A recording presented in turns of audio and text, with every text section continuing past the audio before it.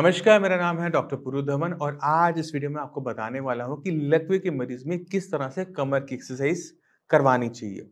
बहुत सारी वीडियोस बनाई हैं मैंने, कभी हाथ की, कभी पैर की, कभी कैसे चलना है, कैसे हमने उठना है, बट हमने कभी भी कमर की एक्सरसाइज नहीं बनाई कि कमर को किस तरह से हमने स्ट्रेंथन अप करना है। तो इसी को इस वीडियो में हम डिस्कस करने वाले हैं। ये कमर की जो एक्सरसाइज होती है, इसे हम कोर की एक्सरसाइज भी कहते हैं, कोर एक्सरसाइज भी कहते हैं। अब आपको एक्सरसाइज करवाने से पहले, समझने से पहले अपनी पेशेंट की कंडीशन को इवैल्यूएट करना पड़ेगा कि हमारे पेशेंट की कंडीशन क्या है। तो मैं आपको बताने की कोशिश करता हूँ कि आपने किस तरह से इवैल्यूएट करना है। अगर आप अपने पेशेंट को बिठाते हैं और वो एक तरफ गिरना शुरू कर देता है, यानी वो बेड पे बैठा हुआ है, आपने बिठाया और वो एक तरफ झुके जा रहा है और गिर जाते हैं, यानी उनका जो कोर है, उनकी जो कमर है, वो वीक है। जब हमें लकवा होता है तो हाथ और पैर में तो दिक्कत आती ही आती है, हमारी कमर में भी वेट को सँभालने की जो ताकत है ना, वो कहीं न कहीं चली जाती है। अगर आपका पेशेंट बैठने में दिक्कत कर रहा है, वो बैठ नहीं पा रहा, तो उसका कोर बहुत वीक है।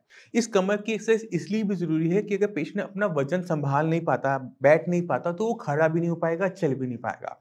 इसलिए कमर की एक्सरसाइज को सही तरीके से करवाना ज़रूरी है। अब चलते हैं कमर की एक्सरसाइज के ऊपर। अगर पेशेंट बैठ नहीं पा रहा, तो आपने उनको ब्रिजिंग करवानी है। ब्रिजिंग एक एक्सरसाइज होती है जिसके अंदर हम कमर को नीचे से उठाते हैं। जैसे आप अब फोटो देख पा रहे हैं, इसमें आप देखिए कि एक पर्सन लेटा हुआ है, उसके हाथ और पैर दोनों बेड पे लगे हुए हैं और कमर को ऊपर की तरफ उठाया जा रहा होता है। जब हम कमर को उठाते हैं, वहाँ पे हम 10 सेकंड तक काउंट करते हैं। 1, 2, 3, 4, 5, 6, 7, 8, 9, 10 और फिर कमर नीचे।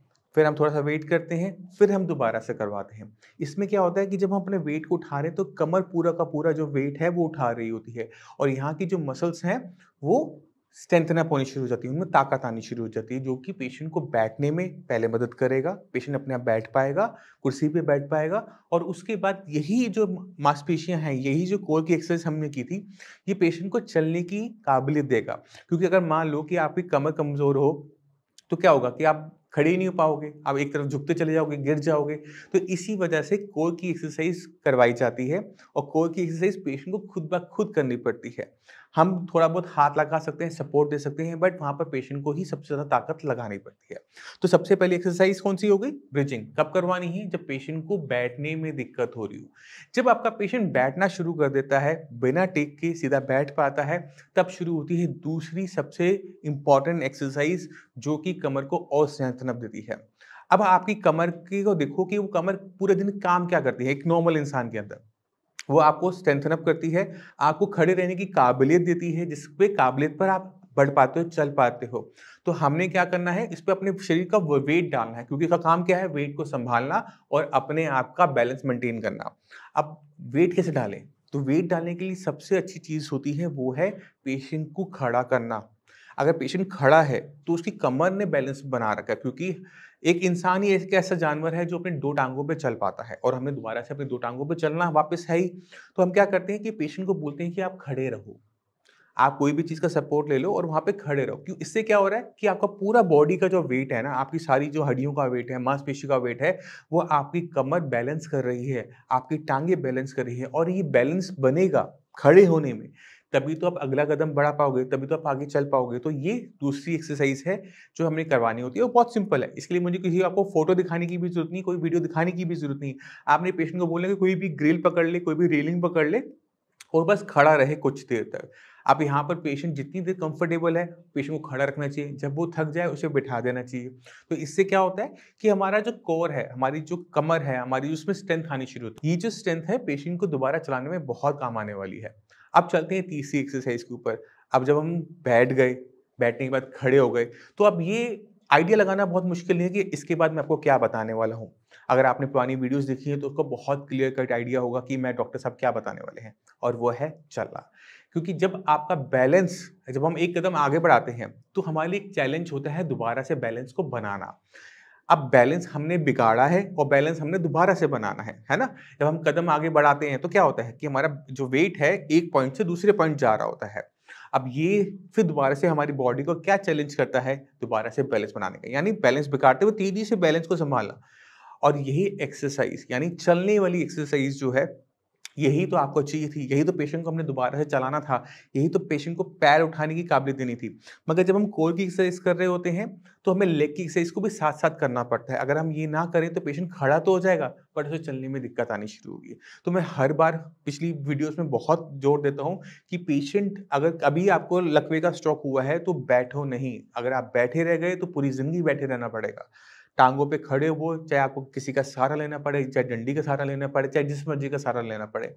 खड़े हो, अपना पैर नहीं आगे बढ़ रहा, तो किसी से धक्का लगवाओ। कोई आपके पैर को आगे से चुन्नी पांगे खींचे। उससे क्या होता है कि आपका जो बैलेंस बनाने का जो एक्सरसाइज़ है, वो भी होती है। स्ट्रेंथ आपकी जो कमर में स्ट्रेंथ है, वो भी आती है और लेग में भी इम्प्रूवमेंट होनी शुरू होती है। क्योंकि अगर जैसे मैं आपको पहले बताया, अगर आप खड़े भी हो गए, बैलेंस आ भी गया और पैर आगे नहीं बढ़ रहा, तो कोई इसका कोई मतलब नहीं रह जाता। तो ये दोनों एक्सरसाइज़ हमारी साथ-साथ होती हैं जब हम चलते हैं और ये जब हमारी स्ट्रेंथन अप हो जाती है कमर, हमारी लेग में थोड़ी-सी मूवमेंट आनी शुरू हो जाती है, तो पेशेंट इंडिपेंडेंट हो जाता है। वॉशरूम जाना खुद ब खुद शुरू कर देता है, जो कि बहुत ज़्यादा ज़रूरी है।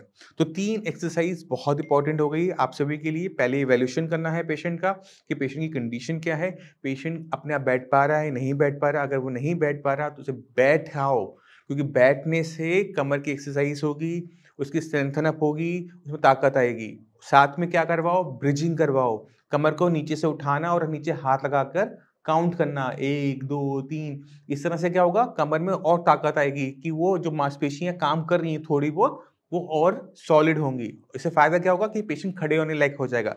जब पेशेंट खड़े होने लायक हो रहा है, थोड़ा बहुत हिल-डुल रहा है, नहीं सँभल रहा, तो किसी चीज़ को पकड़ ले। क्योंकि थोड़ा बहुत सपोर्ट लेना खराब नहीं है, पूरी ज़िंदगी किसी के सपोर्ट पे रहना खराब है।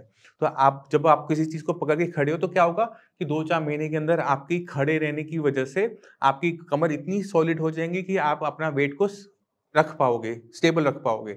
उसके बाद हमने तीसरी एक्सरसाइज़ कौन-सी करनी है कि जब हम अपना पैर आगे बढ़ाते हैं, हमारा जो वेट है वो एक पॉइंट से दूसरे पॉइंट पे जाता है और उस टाइम में हमें स्टेबिलिटी की ज़रूरत होती है, तो वो एक्सरसाइज़। तो ये तीनों एक्सरसाइज़ आपकी मसल्स की भी हो रही हैं और साथ-साथ आपकी ब्रेन की भी हो रही है, क्योंकि जब ब्रेन के अंदर क्लॉट आया था, नस फटी थी, तो ब्रेन के अंदर एक हिस्सा जो आपकी मांसपेशियों को चलाता था, कमर की, टाँग की, वो कहीं न कहीं डैमेज हो गया था। तो अब एक नया हिस्सा काम कर रहा है, उसे सिखाना पड़ेगा और सिखाने के लिए वही चीज़ को बार-बार, बार-बार करना पड़ता है। इसलिए मैं हमेशा कहता हूँ कि आप कोई भी एक्सरसाइज़ जब करते हो, तो उसको टाइम दिया करो। ये नहीं कि 5-10 मिनट किया, 2-4 सेट किए, छोड़ दिया, सुबह किया, शाम को किया, काम हो गया। नहीं, उसको अपनी डेली रूटीन का हिस्सा बनाओ, क्योंकि जब आप उसे डेली रूटीन का हिस्सा बनाओगे, पहली चीज़ फ़ायदा क्या होगा कि एक्सरसाइज़ एक्सरसाइज़ जैसी नहीं लगेगी।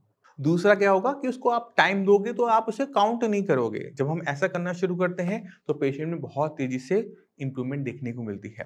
मैं उम्मीद करता हूँ इस वीडियो से आप समझ गए होंगे कि कमर की एक्सरसाइज़ यानी कोर एक्सरसाइज़ किस तरह से की जाती है लकवे के पेशेंट में। 3 एक्सरसाइज़ मैंने आपको बताई हैं, इन्हीं को करना है, इसके अलावा किसी भी और एक्सरसाइज़ पे जाने की ज़रूरत नहीं है। ये मोर देन सफिशिएंट होती हैं किसी को भी दोबारा से चलाने में। अब इसी के साथ आप सभी से मैं चलने की आज्ञा चाहूँगा। मिलते हैं अगली वीडियो में, तब तक के लिए नमस्कार।